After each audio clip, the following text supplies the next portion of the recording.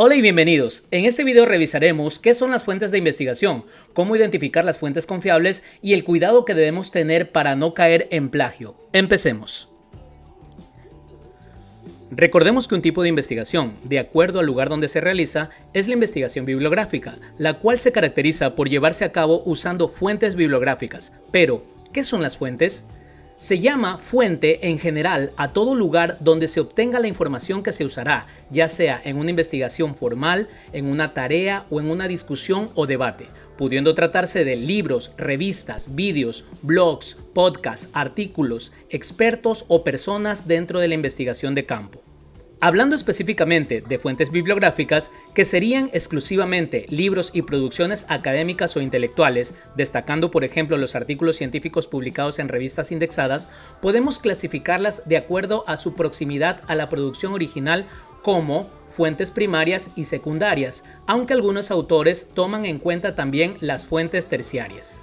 Las fuentes primarias son aquellas que corresponden a los portadores originales de la información, que en la investigación no bibliográfica se referirán a la observación, experimentos de laboratorio, encuestas y entrevistas directas, mientras que en la bibliográfica serían artículos de prensa, libros escritos por el autor directo del conocimiento, tesis, monografías, artículos publicados por los investigadores en revistas especializadas y fuentes similares, es decir, cualquier producto académico realizado directamente por quien produjo el conocimiento a través de investigaciones directas sobre el campo o en el laboratorio.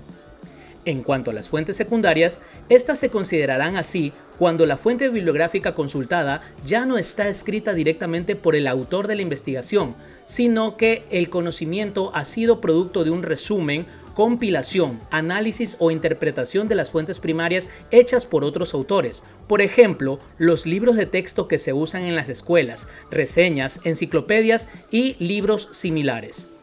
Algunos autores dicen que solo debe considerarse que existen fuentes primarias y secundarias, es decir, todo lo que no sea fuente primaria será considerado secundaria. Pero otros autores señalan que las fuentes terciarias existen y estas serían lugares o textos que se encargan de catalogar, indexar o recopilar información de fuentes secundarias, como por ejemplo un catálogo de libros que contenga una sinopsis de cada uno de estos recopilado para obtener información rápida de estos.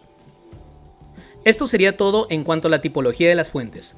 Ahora nos enfocaremos en el análisis del uso de fuentes confiables. ¿Cómo sé qué fuente es válida? Observemos un momento el extracto de un antiguo comercial de televisión. Tengo V acá, ¿quieres? La gente dice que no es seguro usar V todos los días. ¿Quién te dijo eso? Las niñas del reggaetón. Me lo contó la que hace la cera. A mí me lo contó Pochi. ¿Qué no es así? Un mito. Este es el problema de "a mí me lo dijo Pochi". Resulta, según vimos en el extracto, que Pochi simplemente asumió una verdad y la transmitió como cierta. Otras personas simplemente comenzaron a repetirla sin verificar la validez de la fuente. Esto es análogo a lo que sucede cuando investigamos en cualquier fuente, sobre todo si es a través de Internet. Recordemos que en Internet actualmente cualquier persona puede publicar acerca de lo que sea. Para evitar estas situaciones, vamos a usar tres simples criterios básicos.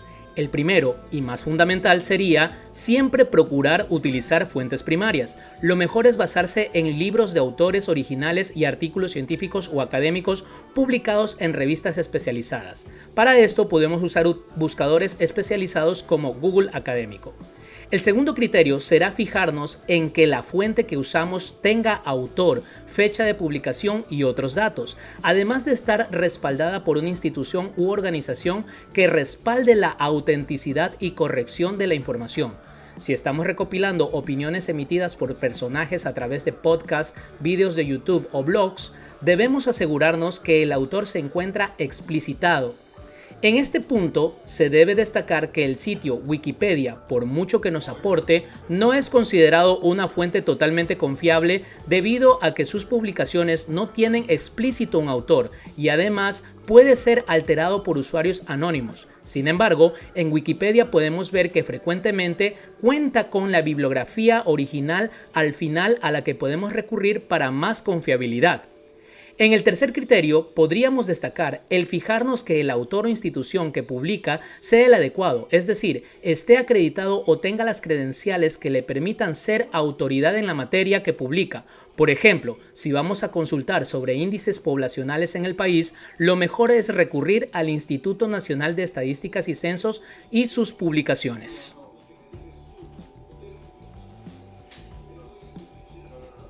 Finalmente, hablemos un poco de la importancia de la situación de las fuentes de investigación.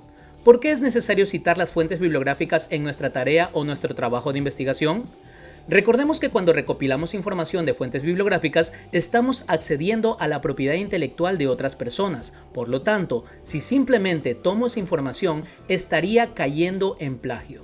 Vamos a abordar 3 razones específicas por las cuales se debe citar siempre las fuentes, por más pequeño que sea mi trabajo de investigación. En primer lugar, porque citar le da categoría al documento que elaboro.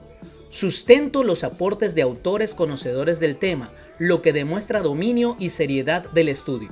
Por otro lado, se le brinda al lector la posibilidad de contrastar o confirmar la información presentada o ampliarla y profundizar. Finalmente, y lo más importante, es para demostrar la ética del investigador, dando los méritos a los autores que corresponden y permitiendo enriquecer su obra. Pero, ¿qué sucede si no cito? Si no cito, entonces caería en lo que se denomina plagio, lo cual se considera un acto de deshonestidad. El plagio ocurre cuando usted toma prestadas las palabras o ideas y no reconoce expresamente haberlo hecho. Como cuando recurrimos al clásico copiar y pegar. Técnicamente, usted estaría robándose una idea. Entonces, recordemos que cortar y pegar sin citar es plagio. Entonces, ¿qué tal si parafraseamos? Es decir, que procederemos a leer, interpretar y luego poner la idea, pero usando mis propias palabras. ¿Eso ya no sería plagio? Bien. Parafrasear se define como decir o explicar un texto, pero usando otras palabras. Eso sí, sin perder la esencia del contenido.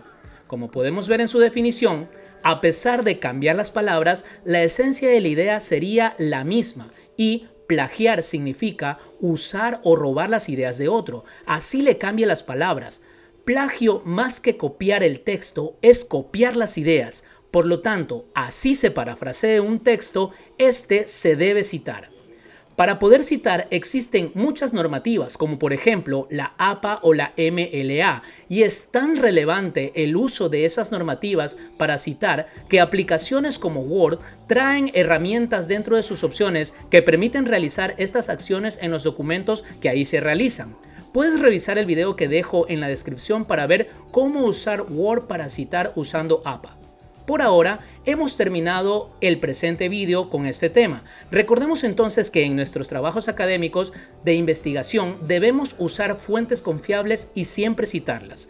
Nos encontraremos en una próxima ocasión. Por ahora es un hasta pronto.